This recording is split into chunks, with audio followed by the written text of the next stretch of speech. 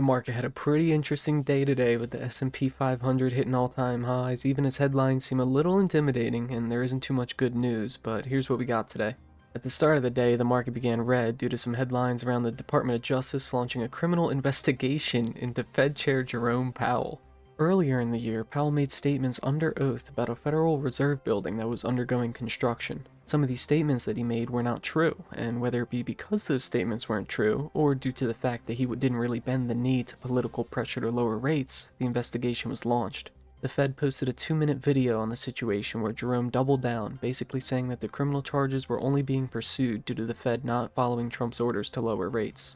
We'll see as days and weeks go by what exactly happens with this, but it is interesting to note that the odds of Mr. J. Powell getting charged jumped to almost 70% on the initial release of the news. In other news, gold and silver popped up once again, with the precious metals ending the day green. Gold was up almost 2% and silver was up almost 7%. It seems just like when the rally is over for these commodities, they gap up to new highs overnight. It'll definitely be interesting to see how high they get. The market would rebound its morning sell-off due to tech leading the charge. Apple, Tesla, Nvidia, Microsoft, Google, TSM, Micron, and SanDisk would all show signs of green before fading into the end of the day.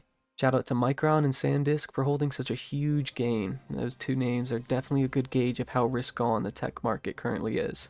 Bank stocks took a bit of a breather following news that Trump wants to cap credit card interest at 10%, which of course is a huge moneymaker for financial institutions. Banks will be reporting earnings in the coming days and weeks, so listen real close to what they say in regards to this news. Alright, those are most of the headlines from today, but tomorrow I've got 3 things for you to watch out for. First is the December CPI inflation report, as it can definitely make or break the currently projected Fed decision to hold rates steady later this month. Second is going to be JP Morgan earnings in the morning, as they're a huge player in the finance sector. And lastly is going to be continued chatter of Jerome Powell being locked up. Who knows where this is going to go? It could end up really bad, it could be a nothing burger. We'll see. But only time will tell. So yeah, thank you for watching. I will see you next time.